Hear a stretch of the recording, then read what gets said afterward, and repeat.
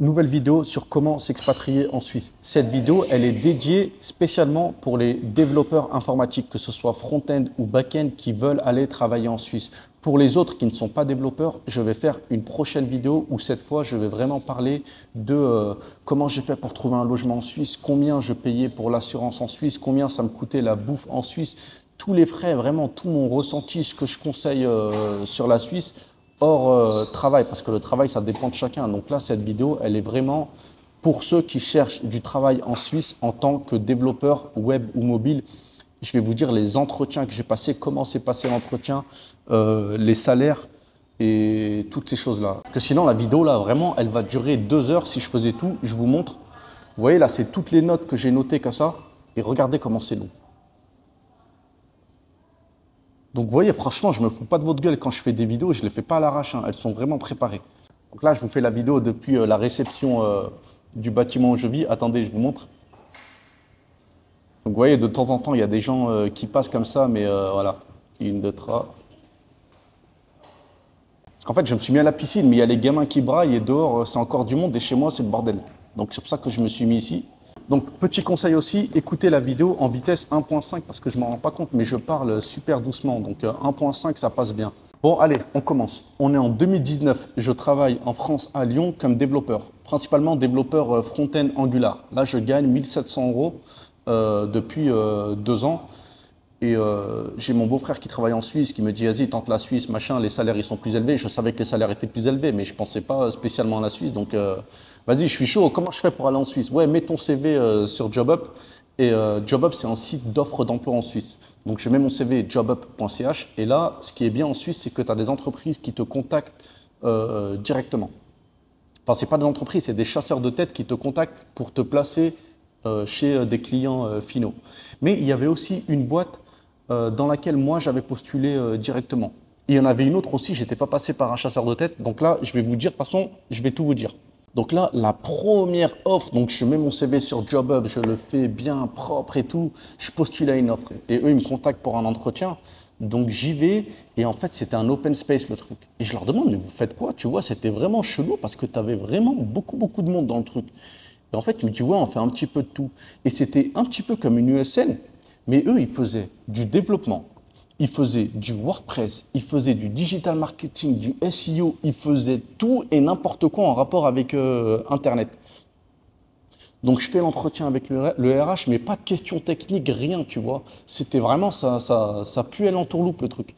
Et donc, bien sûr, ils ne me rappellent pas. Et après, j'ai compris, en fait, eux, c'était juste une entreprise qui...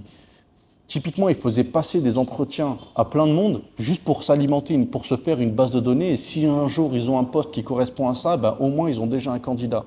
Et méfiez-vous de ça, c'est que je sais qu'à la frontière avec la France, que ce soit à Genève ou à Bâle par exemple, tu as beaucoup de sociétés bidons qui font passer des entretiens à des Français qui veulent aller travailler en Suisse, mais en fait, il n'y a pas de poste, il n'y a rien. Et même s'il y a du taf, ils ne vont pas vous faire de permis B.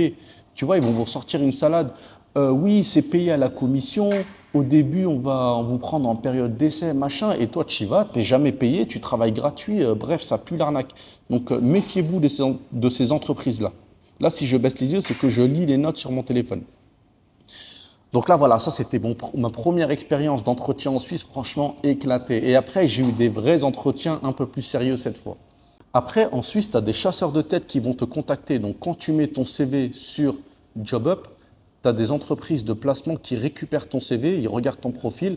Ensuite, ils vont contacter, ils ont déjà une base de données d'entreprise dans l'IT. Et si jamais cette entreprise recherche un profil qui correspond à ton CV, donc là, ils vont te contacter et te demander si tu es intéressé pour travailler chez cette entreprise. Et là, ils vont arranger l'entretien avec l'entreprise. Et après, eux, comment ils se financent? Ils vont se prendre entre 15 et 20% de ton salaire la première année. Donc, si l'entreprise te paye 100 000 francs la première année, bah, eux, l'entreprise va devoir les payer 15 000 ou 20 000 francs parce qu'ils t'ont trouvé, en fait, que la première année. Donc là, voilà, moi, il y a 2 chasseurs de tête qui m'ont contacté. Il y en a une, elle m'a trouvé, je crois que c'était 2 entretiens et l'autre, 1 entretien. Donc au total, en Suisse, j'ai fait 4 entretiens avant de trouver du travail. Donc là, donc cette entreprise, je ne sais pas si je peux les citer, mais vas-y, je vais leur faire un petit peu de pub parce que franchement, ils étaient réglo. Donc je crois que ça s'appelait Kiteo et je ne sais plus par contre s'ils étaient à Lausanne ou à Genève. Et là, l'avantage, c'est qu'une fois qu'ils t'avaient trouvé, enfin, qu'ils avaient trouvé une entreprise qui était intéressée par ton profil et qu'ils avaient organisé l'entretien, donc toi, tu prenais le train, moi, vu que j'étais à Lyon, bah, je faisais Lyon, Genève, après Genève, Lausanne, ça dépend si la boîte était à Genève ou à Lausanne. Et là, donc, ils venaient te chercher à la gare en voiture, ils t'emmenaient dans les locaux de l'entreprise pour faire l'entretien et ensuite ils te ramenaient à la gare et tu rentrais chez toi. Et il y a même une fois, avant de partir faire l'entretien, j'étais allé dans leur bureau, je crois que c'était à Genève, et là, ils te préparent à l'entretien, ils te disent voilà ce qu'ils risquent, les questions qu'ils risquent de te poser, s'ils te parlent de ça, voilà la réponse, machin, donc ils te préparaient un minimum. Donc là, la première entreprise chez qui ils avaient envoyé mon CV, c'était une entreprise qui s'appelle Richemont. Et je me rappelle, la meuf, elle m'avait appelé, elle m'a dit ouais, est-ce que vous connaissez Richemont? Et ça, moi, je suis un prolétaire. Moi, Richemont, dans ma tête, c'était Richemont la raclette, tu vois, le fromage. Parce qu'à l'époque, ça passait à la pub, à la télé. Et je me dis, non, c'est impossible que ce soit Richemont la raclette, tu vois. Et je me dis, non, je connais pas. Et après, elle me dit, oui, bah, Richemont, c'est une entreprise du domaine du luxe en Suisse. En fait, c'est un groupe un petit peu comme LVMH, mais à Genève. Et dedans, bah, tu as plusieurs entreprises du luxe, que ce soit dans le domaine des bijoux ou bien des montres. Donc heureusement que j'ai fermé ma gueule, tu vois. Donc maintenant, si jamais on vous demande, si on vous parle de Richemont à Genève, non, c'est pas, ne dites pas Richemont la raclette, hein. C'est vraiment un truc comme LVMH, tu vois. Donc là, voilà, ils envoient mon CV là-bas. Mais eux, j'ai jamais fait d'entretien chez eux. Mais je me rappelle qu'à l'époque, c'était pas, il y avait au moins 2 ou 3 autres entreprises de placement qui m'avaient appelé pour un poste chez Richemont parce qu'ils recrutaient abusé. Je sais pas, ils voulaient lancer un gros projet et du coup, ils avaient besoin d'énormément de développeurs. Mais chez eux, j'ai jamais passé d'entretien directement. Après, une autre boîte chez qui ils m'avaient placé cette fois, je vais vous en dire 2.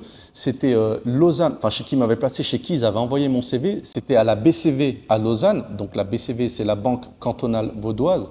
Et c'était une autre boîte aussi à Genève. Je ne sais même pas si je peux les citer, mais c'était une banque privée à Genève. Et c'était la banque, vous vous rappelez à l'époque en France, tu avais eu un petit scandale où genre tu avais eu plein d'hommes politiques, des personnalités qui avaient placé leur argent en Suisse, mais qui ne l'avaient pas déclaré pour ne pas payer d'impôts. Et en fait, c'était chez cette banque-là. Et donc, j'avais passé l'entretien chez cette banque privée-là et aussi à la BCV. Et je vais vous dire comment ça s'était passé, les entretiens. Donc, en premier, l'entretien à la BCV, donc tu y vas. Et bien sûr, vu que c'est dans le domaine de la finance, il faut y aller costume, cravate, tu vois. Tu vas pas en polo, jean. Donc, voilà, tu y vas costume, cravate. Et à la BCV à Lausanne, donc c'était dans un bureau, ils étaient 2. Mais je ne vais pas détailler là-dessus parce que je vais plus parler de l'entretien à la banque privée à Genève, c'est plus marrant. Donc, à la BCV, tu y vas. Et je me rappelle qu'il m'avait donné une feuille. Sur la feuille, tu avais du code TypeScript sur un composant Angular. Donc, tu vois, sur le composant, la partie TypeScript, donc avec le ng on init, le constructeur, les imports et tout en haut. Et c'était, voilà, c'est quoi les erreurs qu'il y a dans ce composant-là, enfin dans ce code-là. Et c'était sur un papier, tu vois. Donc, tu devais regarder, tu dis, voilà, il y a une erreur là, là, là, là, là. Et à la banque privée à Genève, c'était exactement la même chose. Donc là, voilà, j'arrive à la banque privée à Genève. Franchement, je vous jure, c'est impressionnant de malade, hein. Tu rentres, tout le monde est en costume. C'était vraiment ambiance le loup de Wall Street, tu vois. Que des mecs qui ont entre 30 et 40 ans, tu vois. En plus, ils étaient grands en taille, tu vois. Que des là, beaux gosses, tous propres, machin. Ils brillaient, je te jure, ça puait l'argent. Ils étaient là, ça se voyait, les mecs, il y avait des millions qui tournaient dans cette entreprise-là. Ça, c'était des salaires à je sais pas combien. Moi, en l'occurrence, si je peux vous dire, le salaire à la BCV et dans cette banque-là, je crois qu'ils proposaient 115 ou 120 000 francs suisses annuels, sachant que j'avais que 2 ans d'expérience. Donc là, voilà, j'arrive à cette banque-là. L'entretien, ça se passe dans une pièce. Tu arrives dans la pièce et tu as un grand bureau ovale comme ça. C'est le bureau du président. Et tu te poses. Au bout d'une table comme ça, je me pose et il y a un clavier posé sur la table et rien d'autre.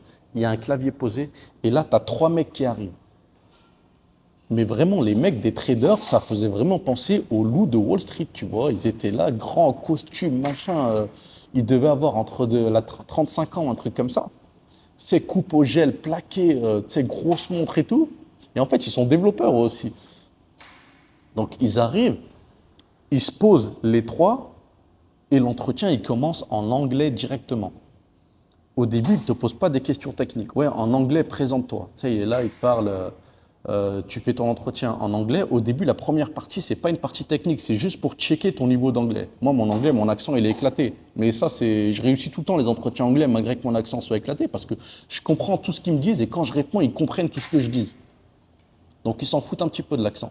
Et après, il me dit, donc voilà, on va commencer la partie technique de l'entretien. Là, il prend une télécommande, il allume, c'est rétroprojecteur. Et là, j'ai le clavier et la souris. Et je vois, il y a du code sur l'écran rétroprojecteur. Donc, il faut vraiment imaginer, la table, elle est grande. Moi, je suis à un bout de la table. Et eux, ils sont à l'autre bout que ça les trois. Tac, tac, tac. Et ils me regardent. Non, ils sont sur le côté parce qu'ils regardent l'écran et en même temps, ils me regardent moi. Et le test, bah, c'était exactement comme à la banque, à la BCV, à Lausanne. Sauf que là, bah, c'était pas sur une feuille de papier, c'était directement sur l'écran. Donc, tu avais un IDE machin. Et le truc, c'était, est-ce que ce code compile? La question, c'était juste ça. Hein. À ton avis, est-ce que ce code-là compile? Donc là, je suis posé avec mon clavier et ma souris, je scrolle, je commence à regarder le code. Et ils te disent pas si ça compile ou pas. Ils te disent pas non plus il y a combien d'erreurs ou toutes ces choses-là. La seule question qu'ils te posent, c'est, à ton avis, est-ce que ce code compile? Donc là, je regarde, les premiers trucs que je vois, c'est que tu avais une méthode, c'était censé retourner un objet, mais dans la méthode, ça ne retournait pas, ça retournait rien, tu vois.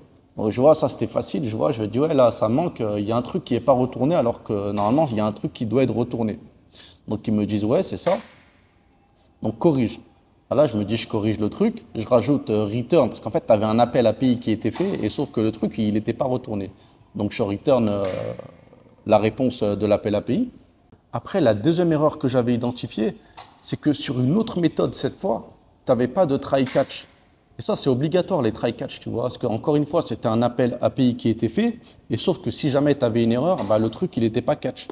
Donc là, le code, il se serait arrêté. Donc là, j'ai dit, voilà, ici, il manque un try-catch. Ok, ça c'était bien vu. Donc voilà, je rajoute le try-catch sur le truc. Et après, je continue de regarder le code et je vois rien d'autre, tu vois. Donc là, je leur dis, ouais, moi, le code me paraît bon, tu vois. Et là, ils me disent, t'es sûr que c'est bon? Et moi, je pensais que c'était une question piège. Donc je dis, ouais, je pense que c'est bon. Je suis à peu près sûr que c'est bon. Ils me disent, donc là, ça compile pour toi. J'ai dit, oui, ça compile. Ils me disent, vas-y, lance la compilation. Donc je lance le truc, là, npm run build, tu vois. Et bim, du rouge. Je me dis, putain. Et là, en fait, parce que dans l'IDE, t'avais pas les erreurs, elles n'étaient pas soulignées en rouge, hein, c'était du texte brut, sinon je l'aurais vu facilement. Donc là, je lance le but, voilà, comme par hasard, erreur. Et je regarde, et là, franchement, ils étaient cool parce que j'avais quand même trouvé les deux erreurs qu'il y avait avant, et il y en avait juste une que je n'avais pas vue. Et ils me disent, ouais, donc là, tu vois l'erreur, c'est quoi? Et là, je vois l'erreur, tu vois, une fois que, quand tu lances le but, les erreurs, elles sont affichées en détail. Et là, je vois qu'il y a une variable, en fait, enfin, il y a un truc qui est utilisé comme un observable alors que c'est censé être une promesse. Et je dis, ben voilà, c'est ça l'erreur. Ils me disent, ok, et tu fais comment pour corriger? Et là, franchement, je m'en veux encore aujourd'hui parce que c'était vraiment une question piège pour les débutants. C'était même pas une question piège, en fait, mais c'était un truc de débutant et je connaissais pas à l'époque. Et pourquoi je ne connaissais pas? Parce que moi, je ne faisais jamais cette erreur-là. Moi, tout ce que je codais, j'étais sûr que le type était bon pendant toute la durée de vie de la variable, tu vois. Parce qu'en fait, là, tu avais une méthode, elle était déclarée comme une promesse et le truc était utilisé comme un observable. Et il me dit, tu fais comment pour corriger? Et là, vous voulez que je vous dise que ils ont rigolé quand j'ai répondu ça. Ils m'ont dit, ouais, mais il y a une manière de corriger, là, tu fais comment? J'ai dit, bah, je change le type, tu vois. Moi, c'est ce qui me paraît le plus simple. Je fais, bah, là où c'est déclaré, tu vois, je le déclare comme une. Enfin, non, c'est même pas ça. Je dis non, je l'utilise comme une promesse. Ils me disent, non, tu peux pas. Ils me disent, tu es obligé de garder le code comme ça. Tu as juste un truc à changer pour. On veut continuer à l'utiliser comme un observable, sauf qu'on veut pas qu'il y ait d'erreur qui s'affiche. Et là, ne répondez pas ça. Hein. Franchement, j'ai répondu ça, ils ont rigolé. Hein. Alors qu'en vrai, ma réponse, elle faisait sens. J'ai dit, bah, t'enlèves le check qui est fait dans le tsconfig sur les types. Et là, ils ont rigolé, tu vois. Pour ceux qui ne comprennent pas, en fait, dans le tsconfig, c'est là où ça fait tous les tests de types sur les variables, les méthodes et tout. Moi, j'ai dit, bah, t'enlèves ça, tu sais, t'arrêtes de faire les tests et c'est bon, ça va pas le détecter, ça va compiler. Ils ont rigolé, ils m'ont dit, ah non, surtout pas ça, malheureux et tout. Ils me disent, mais il y a une autre manière de faire, c'est quoi? J'ai dit, franchement, j'en vois pas d'autre. Ils m'ont dit, bah, en fait, tu mets le as promesse dans le truc, as promise sur le truc et en fait, ça va pas corriger. Ou bien, t'aurais aussi pu mettre as any et après, l'erreur, elle n'aurait pas été relevée par le TS config. Donc voilà, j'ai pas su répondre à ça et au final, bah, j'ai pas eu de poste.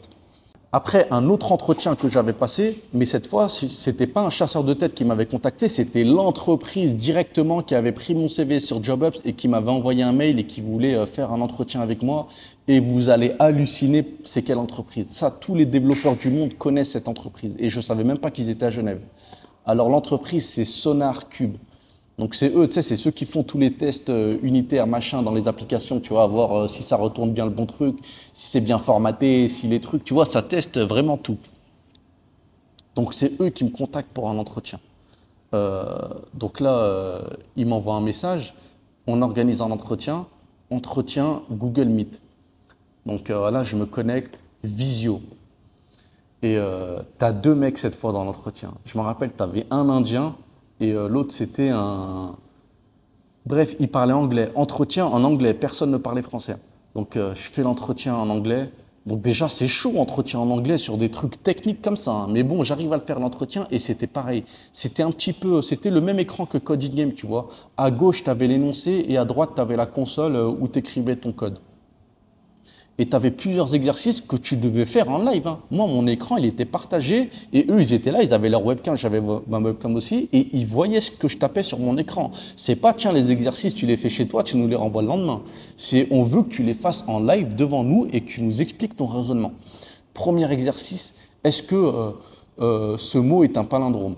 Donc vous allez me dire, c'est facile, un palindrome, c'est les mots qui se lisent pareil dans les deux sens, genre radar ou kayak. Et tu devais coder le truc en JavaScript pour vérifier si c'était un palindrome. Donc ça devait retourner true si c'est un palindrome, false si c'est pas un palindrome. Donc là, je code le truc, c'est bon, je le réussis. Et là, ils me disent, ouais, c'est bon, bien joué, exercice réussi, mais celui-ci, il était facile. Et ils m'ont dit, le truc qu'on voulait voir, c'est est-ce que tu allais penser à mettre le to lowercase? Tu vois, il faut d'abord convertir en minuscule avant de vérifier que c'est un palindrome. Parce qu'il fallait que ce soit vraiment strictement un palindrome, tu vois. Donc moi, j'avais mis le to lowercase. Après, exercice numéro 2. Putain, là, les trucs que je déteste, c'est les références en JavaScript.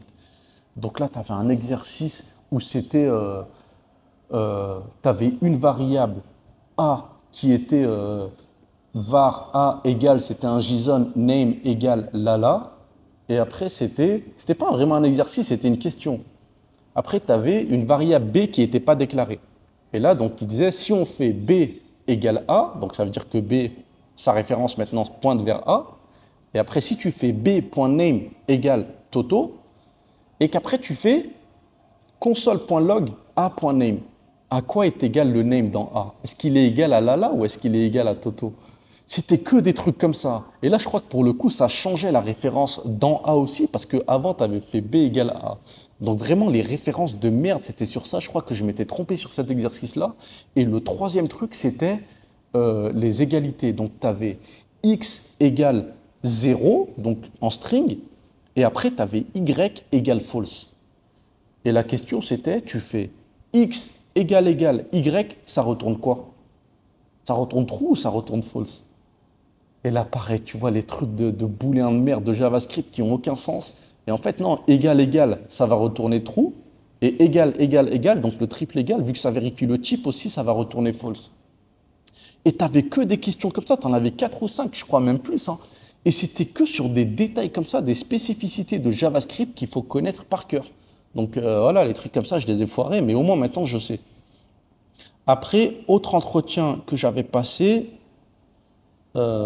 c'était dans la dernière boîte où j'avais fait mon entretien. Et cette fois, ce n'était pas la boîte de placement de la première qui m'avait trouvé l'émission, qui m'avait contacté. C'était une boîte qui s'appelle Helvetica Partner. Et eux, ils sont vraiment actifs en plus, hein. Donc ça se trouve, là, ceux qui ont mis leur CV sur JobUp, ils ont déjà dû être contactés par cette boîte-là. Et eux, dites-vous, je ne les ai jamais vus. Je leur ai jamais parlé au téléphone. Eux, c'était juste par email. Oui, on vous a organisé un rendez-vous dans une boîte à Montreux et tout. Donc, ils avaient envoyé mon CV à une boîte à Montreux. Et après, ouais, du coup, ils m'avaient organisé un entretien. Et voilà, mais je crois que j'avais jamais parlé au téléphone avec eux. Je les ai jamais vus. Mais c'est quand même eux qui m'avaient trouvé la boîte chez qui j'allais travailler plus tard. Donc voilà, ils m'organisent l'entretien à Montreux. J'y vais. C'était une entreprise dans le domaine horloger. Ils faisaient les sites pour les manufactures horlogères suisses. Donc j'y vais, je fais l'entretien.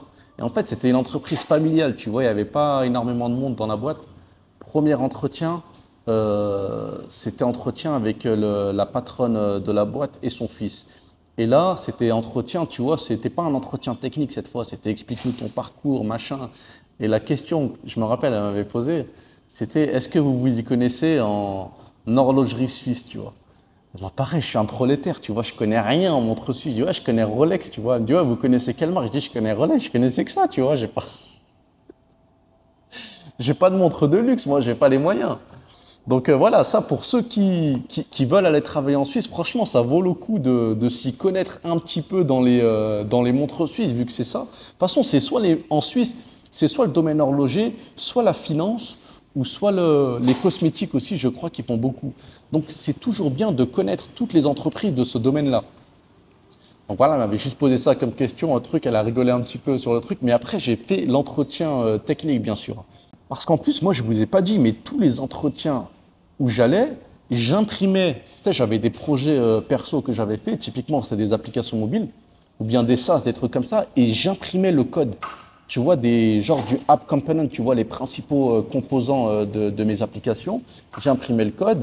Après, bien sûr, il y avait le lien GitHub sur mon CV, les trucs comme ça, mais je me dis non, les gens, ils vont pas se faire chier à aller sur GitHub. Tu vois, tu fais l'entretien, je donne le papier avec le code, voilà, voilà ce que j'ai codé si vous voulez voir comment je code. Tu vois, genre, est-ce que je mets des commentaires, comment je nomme mes variables, toutes ces choses-là. Est-ce que je mets les try-catch, tu vois, vraiment pour montrer que vous inquiétez pas les gars, je fais du code robuste et maintenable. Ça, c'est les mots-clés à utiliser quand tu fais un entretien. Et donc, j'avais ce papier-là. Et là, donc, sur cette boîte à Montreux, j'avais mon code. Et là, je passe l'entretien technique. Entretien technique avec un Biélorusse, il s'appelait Roman. Franchement, salut Roman si tu regardes cette vidéo. Et je lui donne ça. Et il regarde et tout. Et dans les constructeurs, donc pour ceux qui connaissent Angular, donc tu as ton constructeur, il faut que tu importes, tu injectes tes dépendances. Et là, j'avais injecté une dépendance NG Zone. Et lui, franchement, il regarde, il me dit à quoi ça sert ça? Et moi, je me dis, putain, je me rappelais plus à quoi ça servait. Je me rappelais juste que mon code ne marchait pas. Et quand je mettais ça, ça marchait. Tu vois, je l'avais vu, j'avais dû le récupérer sur Stack Overflow. T'avais un mec qui l'avait dit, ouais, avec ça, mets ça, ça marche. Je mets ça, ça marche. Et je vais pas plus loin, tu vois. Moi, ça marche, c'est bon. J'ai pas cherché à comprendre à quoi ça servait le truc. Maintenant, je sais à quoi ça sert, mais à l'époque, je ne savais pas à quoi ça servait. Je l'avais juste mis parce que ça marchait. Je lui dis, ah, franchement, j'ai oublié, mais je l'ai mis, quand je le mets, ça marche, tu vois. Et il rigole. Il me dit, ouais, ok. Et après, il me dit, bah vas-y, on va te faire un test technique. Et là aussi, même le test technique, franchement, c'était cool, hein. Parce que l'entretien, il n'a pas duré super longtemps. Il me dit, je vais t'envoyer un test par mail et tu as 3 jours pour le faire. De chez moi, je me dis, ouais, franchement, c'est abusé. Donc je rentre et tout, il me l'envoie. Et même le test, franchement, il n'était pas compliqué du tout. C'était faire une page de login. Donc vraiment, page de login, lui, il t'envoie le design sur Figma et toi, tu dois coder la page de login. Donc, vraiment, vraiment pas compliqué, tu vois. Donc là, je fais la page, machin, HTML, CSS, composants. Franchement, je l'ai fait propre, le truc. Et je lui renvoie. Et je lui dis, voilà, je renvoie le truc, machin. Et c'est à peine, je crois, une semaine plus tard, je reçois un appel, ouais, félicitations, vous avez eu le poste, machin, vous êtes pris, truc. Donc là, j'y vais, je commence à travailler là-bas, et ils me disent, voilà, il y a un nouveau projet qu'on veut lancer, et on a besoin d'un développeur Angular pour faire le truc. C'était un petit truc, hein, on était que développeurs, qu'on était que 2 développeurs, un front, un back, et moi j'étais le front. Et donc là, il me dit, voilà, le projet il démarre, t'as qu'à clone le repo là sur Git et tu démarres. Et je clone le truc. Et en fait, je vois que la page de login du truc, c'était celle que j'avais fait là, la semaine dernière, tu vois. Donc en fait, ils ont réutilisé ce que j'avais fait pour démarrer le projet. Donc en fait, tu vois, même le truc, je ne l'ai pas fait pour rien parce que c'est vraiment ce qui a été utilisé pour le projet. Donc optimisation de malade mental. Et voilà, mais en réalité, en Suisse, ils prennent pas énormément de risques à embaucher quelqu'un. À la limite, ils vont peut-être perdre 1 ou 2 mois de salaire. Donc faites attention à ça. Et je vais vous donner quelques exemples, quelques pièges à éviter si jamais vous cherchez du travail en Suisse dans le monde de l'IT comme développeur, typiquement. C'est que dans cette dernière boîte où j'avais travaillé, je m'en rappelle, ils avaient aussi recruté un mec, je vais pas donner son blaze, mais bon, c'était un... Il avait envoyé son CV et je l'avais vu son CV. Et son CV, franchement, il avait tout mis dedans. Il avait mis qu'il avait bossé chez Google, aux États-Unis, au Canada. Il savait coder. Écoutez, je mens même pas, il avait mis cette liste-là. Il avait mis C++, C Sharp, Java, Spring, Hibernate, SQL, React, Angular, Vue, HTML, CSS, Python. Il avait mis tous les trucs existants. Franchement, son CV, il était blindé. Il avait mis tous les langages. Et ça, c'est chelou, les mecs qui font ça, tu vois. Parce que tu peux pas être bon dans 50 langages différents, tu vois. En général, tu es expert dans 1 ou 2 langages maximum. Tous les mecs qui mettent des 5, 6 langages, c'est impossible. Après, si, tu as tout le temps des génies qui, eux, ils sont experts dans 50 langages. Mais non, vaut mieux être expert dans 1 ou 2 langages. C'est tout, ça sert à rien de mettre tout ce que vous connaissez. Après, les autres, vous le mettez, mais faites attention à ça, parce que ça fait vraiment louche un CV avec trop de compétences dessus. Et lui, typiquement, je m'en rappelle, il avait été embauché, donc pareil comme développeur front Angular, parce qu'il y avait un autre projet. Et donc, il code. Et un jour, il m'appelle, tu vois, il me dit, ouais, j'arrive pas à faire un truc, est-ce que tu peux venir m'aider et tout? Et je vais voir son écran, je lui dis, ouais, vas-y, j'y vais. Tu sais, il était assis une table derrière la mienne. Et je regarde son écran et je vois plein de lignes rouges. Tu vois, en fait, toutes les divs, c'est-à-dire les divs en HTML, il avait mis un border en rouge. Et je regarde, je lui dis, mais c'est quoi tous ces trucs en rouge? Il me dit, ouais, je vais les enlever après, ça m'aide juste à voir le placement des trucs pour voir si c'est bien aligné et tout. Et là, je me dis, ah ouais, parce qu'en fait, il était lent de malade. Genre un truc qui normalement aurait dû prendre 1 heure à le faire, lui, sans mentir, ça lui prenait 6 heures. Donc vous voyez, ils l'ont pris, mais après, ils l'ont tège au bout de 2 mois, tu vois. Donc non, faites attention à ne mentez pas sur votre CV, parce que ça va être cramé, ils vont vous virer. Vous allez avoir perdu de l'argent, parce que ça se trouve, vous avez payé des frais pour vous installer en Suisse, machin. Et après, vous allez vous retrouver à poil en Suisse, après 1 ou 2 mois, à perdre de l'argent. Donc faites attention à ça, ne mentez pas sur votre CV. Et en plus, la dernière fois, je parlais avec un mec sur Discord. Apparemment aussi, moi, c'est jamais arrivé quand je postulais en Suisse, mais il y a des boîtes qui vérifient vos expériences précédentes et qui vérifient vos diplômes et vos expériences en France ou peu importe dans le monde d'ailleurs. Moi, de toute façon, j'ai pas mytho, donc j'avais rien à cacher. Mais pour les mecs qui pensent, qui se disent, ouais, tiens, je vais mytho sur mes diplômes, je vais mytho sur mes expériences, franchement, ne faites pas ça en Suisse, hein. Parce que c'est vraiment risqué, vous pouvez vraiment cramer votre nom. Parce que là, la Suisse romande, c'est petit, hein. Typiquement, la Suisse romande dans l'IT, c'est de Genève à Montreux, c'est tout, hein. Donc si vous mentez là-dessus, ça se trouve, là, vous êtes en train de vous cramer pour la Suisse. Donc soyez sûr de vos compétences avant de postuler en Suisse. Et un autre piège aussi, faites attention à ne pas tomber dessus. Quand j'avais mon CV sur JobUp, là, tu as une autre entreprise de chasseurs de tête aussi, ils me contactent. Franchement, je l'ai encore en travers de la gorge, hein. Le mec, il m'appelle, il me dit, oui, bonjour, on a vu votre CV, il est très intéressant, machin, machin, machin. On a une offre pour vous, c'est un client à Martigny. Martigny, c'est loin en plus, hein. Franchement, c'est loin. Genre de Genève, c'est peut-être encore 2 heures en plus de voiture, tu vois. C'était loin, mais moi je m'en fous, tu vois. Je cherchais en Suisse, franchement, j'étais prêt à y aller. Et je lui demande, je lui dis, ouais, c'est quoi comme techno qui est utilisé? Il me dit, c'est du C Sharp. Et je lui dis, mais vous avez vu mon CV? Il m'a dit oui. Je lui dis, mais j'ai jamais fait de C Sharp de ma vie. Il me dit, oui, mais c'est pas grave, vous pouvez vous adapter, machin, vous pouvez apprendre, il faut avoir confiance en vous. Et je lui dis, mais non, j'ai pas envie d'aller là-bas, je passe l'entretien, je sais que je vais pas l'avoir, tu sais, je vais me ridiculiser. Il me dit, non, il faut croire en vous, tu sais, il me parlait vraiment comme ça, hein. Il faut croire en vous, vous pouvez le faire, machin. Je lui dis, non, ça m'intéresse pas, j'ai pas envie de truquer. Et là, il s'énerve. Tu sais, c'est pas il s'énerve violent, mais il me dit, euh, non, moi j'ai envie de travailler avec des battants, avec des winners. Tu sais, il me parlait comme ça, comme les youtubeurs de merde là. Il me dit, ouais, moi j'ai envie de travailler avec des battants, avec des mecs qui croient en eux, des mecs qui ont du potentiel. Donc là, vous faites bien de me le dire maintenant, parce que euh, moi j'ai vraiment travaillé avec des mecs, avec des personnes qui ont de l'ambition. Et il me parlait comme ça, tu vois, comme une merde.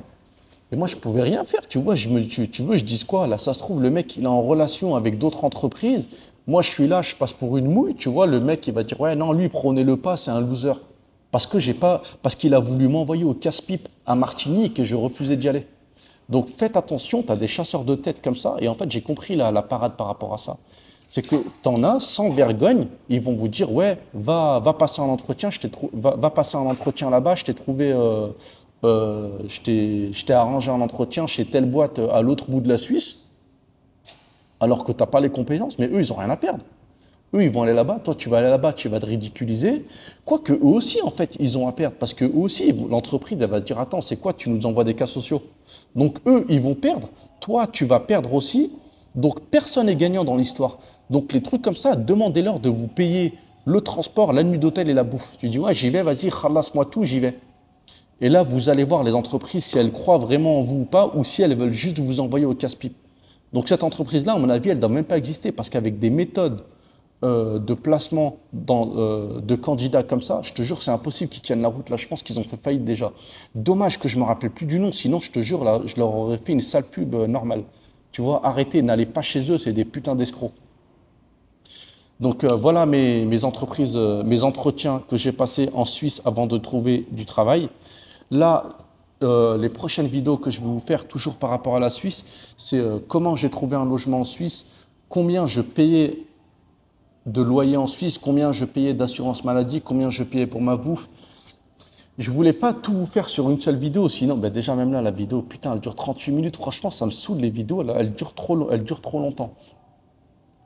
Donc là, je vais vous faire des vidéos séparées comme ça, parce que là, typiquement, la vidéo sur l'IT, un mec qui veut aller travailler en Suisse dans le domaine de la santé ou bien dans le domaine de la construction, il en a rien à foutre des entretiens que j'ai passés en tant que développeur. Donc là, c'est vraiment uniquement pour les développeurs, cette vidéo-là. Alors que là, les prochaines que je vais faire plus tard, ça sera plus générique. D'ailleurs, j'aurais dû le dire au début de la vidéo, ça.